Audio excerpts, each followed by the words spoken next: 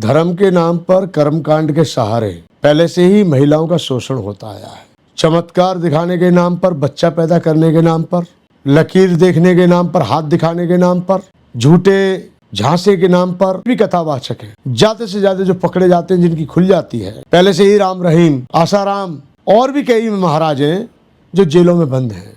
मिथिली ठाकुर कुछ दिन पहले बंगाल के चुनाव में बोल रही थी कि मैं यहाँ आकर सुरक्षित नहीं हूँ, असुरक्षा महसूस कर रही हूँ और बिहार के अंदर बेटी सर उठाकर चल सकती है। तो मेरे हिसाब से ऐसा कहा जाए कि मिथिली ठाकुर को पूछा जाए कि उत्तर प्रदेश का बाबा है, बाबा भी योगी के राज का है, और वो महिला जो है वो भी बिहार की है, और बिहार में भी तुम्हारे सम्राट की सरकार है। इन दोनों के सरकारों के होने के बावजूद भी अभी तक बाबा क्यों फरार है? ऐसे ढोंगी बाबाओं पर कार्रवाई क्यों नहीं होती है? जब एक महिला को चमत्कार के नाम पर, वीआईपी दर्शन के नाम पर लाया जाता है, उसके साथ में शोषण किया जाता है और महिला अपने न्याय को लेकर इधर उधर घूम रही है, और फिर भी सरकार चुप बैठी है। मैं तो ये कहना चाहता हूँ आम जनता से कि आप भी इतने मूर्ख हैं।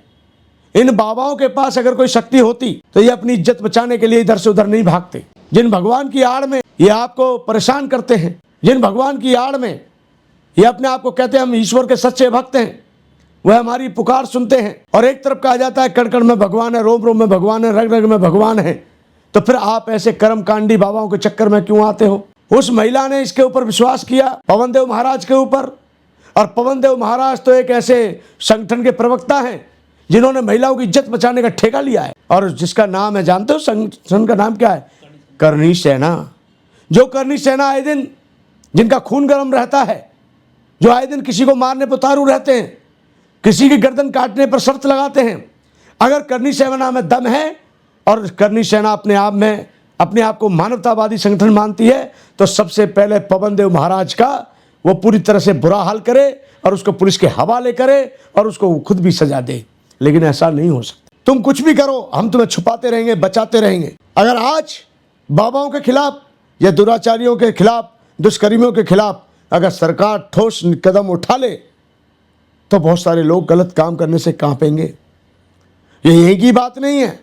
हमारे देश में आज भी पर्ची वाले बाबा, समोसा देने वाले बाबा, समोसा खाने से बच्चा पैदा हो जाते हैं, हाथ देखने से बच्चा पैदा हो जाते हैं। अरे ये प्राकृतिक देन है, इसके लिए आप ज़्यादा परेशान क्यों होते हो? मानवतावादी विचारों में लोग विचार कम रखते हैं, कर्मकांड में ज़्यादा रखते हैं। एक बौद्ध भिक्षु से इसलिए परेशानी होती है इनको क्योंकि वो कर्मकांड और पाखंडवाद नहीं फैलाता, वो शील और सदाचार के आधार पर जीवन जीना सिखाता है। और आप हमेशा कर्मकांड के नाम पर महिलाओं का शोषण करते हो। आज से बहुत दिन पहले की घटना है, लगभग मैं समझता हूँ 8 से 10 साल हो गए होंगे। दिल्ली कैंट में 9 साल की बच्ची के बलात्कार हुआ। ऐसे न जाने कितनी घटनाएं पूरे देश के अंदर जो चमत्कार के नाम पर, धर्म के नाम पर, कर्म के नाम पर, अंधविश्वास के नाम पर, रूढ़वादी व्यवस्था के नाम पर महिलाओं का शोषण होता है पूरे देश के अंदर। लेकिन सर इन्होंने वादा किया था उस महिला से कि हम तुमको मंदिर के वीआईपी दर्शन कराएंगे। ये कथा करने गए थे बिहार में। ये बिल्कुल गलत है, और मंदिर के दर्शन कराएंगे नहीं कराएंगे वो बात की बात है। अगर आप किसी को कह के लाए हो और उसने आपके ऊपर विश्वास किया है तो उसके साथ में आपको इस तरीके से घिनौनी हरकत नहीं करनी चाहिए। इसके लिए मैं चाहता हूं कि राम मंदिर जो ट्रस्ट है, उसके जो पदाधिकारी हैं, उसको इसके खिलाफ एफआईआर करनी चाहिए और इसको पुलिस के हवाले करना चाहिए, नहीं तो इनका राम मंदिर बदनाम होगा। लेकिन सर ये ऐसे बाबा महिलाओं को कैसे अपने जाल में फंसा लेते हैं? ये तो भगवान की बात करते हैं। यही तो मैं कह रहा हूँ कि बाबा जितने भी हमारे देश के अंदर 2 करोड़ से ज़्यादा बाबा घूम रहे हैं, जिन बाबाओं को देखो वो शक्तिशाली हैं और वो सिर्फ और सिर्फ कहीं बलि देते हैं, कहीं कुछ करते हैं, कहीं कर्मकांड करते हैं, कहीं कुकर्म करते हैं। इनको सरकार के द्वारा छोड़ा गया है, सरकार इनके ऊपर कोई एक्शन नहीं लेती है, जबकि लेनी चाहिए। लेकिन योगी जी तो कहे थे कि यदि यहाँ पे किसी महिला का जो शोषण किया जाएगा, अत्याचार किया जाएगा, तो पुलिस अगले चौराहे पर उसका जो है सब कुछ काम तमाम कर देगी। ये बाबा तो गिरफ्तार नहीं हुई अभी तक। जब इनकी चमचागिरी करने वाली करनी सेना का ही वो प्रवक्ता है तो वो क्यों इसके खिलाफ एक्शन लेंगे? मैं तो कहता हूँ पवन देव महाराज के खिलाफ एक्शन लेना चाहिए और उसको तुरंत अरेस्ट करना चाहिए और सजा देनी चाहिए। लेकिन उन्होंने शादी भी तो करी थी मंदिर में उनसे। तो शादी की है तो फिर उस महिला को गलत आरोप नहीं लगाना चाहिए। शादी की है तो वो पुलिस जानेगी, पुलिस छानबीन करेगी, पुलिस निष्पक्ष जांच करे और जो दोषी पाए जाए उस पर ऊपर कार्रवाई की जाए। हाँ, इनके जो पिता हैं कथावाचक के, वो भी जो है कर्मकांडी हैं, वो भी धर्म कर्म करते हैं, उन्होंने भी नहीं समझाया अपने बेटे को इस तरह से मत करो किसी के साथ। वो ठीक है, उनके पिता ने समझाया कि नहीं समझाया, पर मैं ये कहना चाह रहा हूँ कि कथावाचक, कथा करने वाला जो दुनिया को ज्ञान का पाठ पढ़ाता है, दुनिया को दर्शन समझाता है, दुनिया को धर्म की बात करता है, उसको तो कम से कम ऐसे कुकर्म नहीं करने चाहिए। लेकिन हमारे देश के जो बाबा हैं, स्पेशली उत्तर प्रदेश, मध्य प्रदेश, वो तो कहते हैं कि महिला एक खिलौने के समान है। महिलाओं को अपनी मर्यादा खुद समझनी चाहिए, महिलाओं को अपने महत्व समझना चाहिए।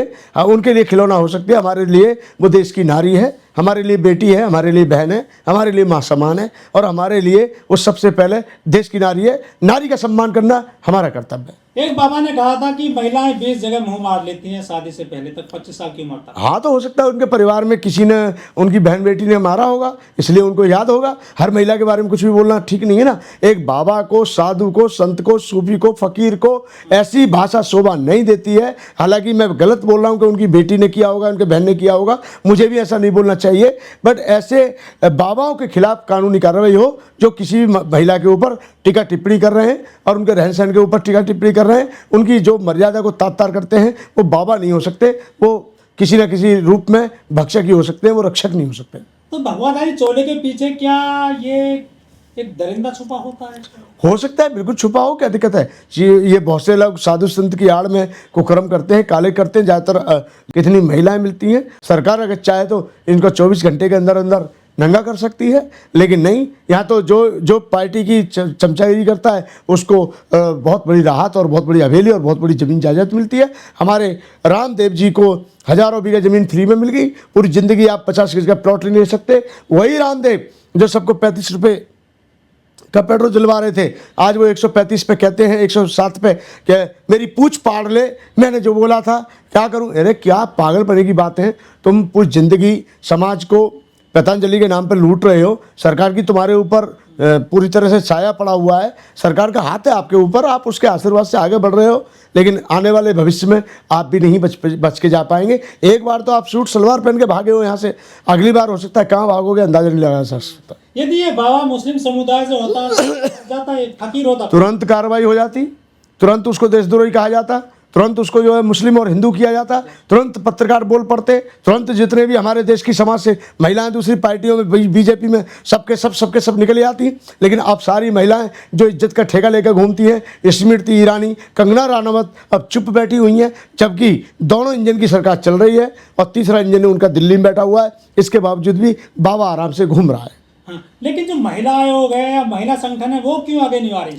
वो इसलिए कि जितने भी आयोग हैं ज़्यादातर वो सरकार की इशारे पे चलते हैं, जो सरकार कहती है वही करते हैं। पहले आयोग स्वतंत्र होते थे, वो अपनी स्वतंत्रता से काम करते थे, लेकिन अब खुद ही बेचारे अध्यक्ष बनने के लिए, मेंबर बनने के लिए चाटुकारी करते हैं, चमचागिरी करते हैं, पैर पकड़ते हैं। वो खुद ही वहाँ जा करके बैठते हैं आयोग के चेयरमैन बन के, आयोग के मेंबर बन के। तो वो क्या न्याय करेंगे, वो तो इशारे पे नाचेंगे, जिनका इशारा होगा उन्हीं को काम करेंगे, नहीं तो नहीं करेंगे।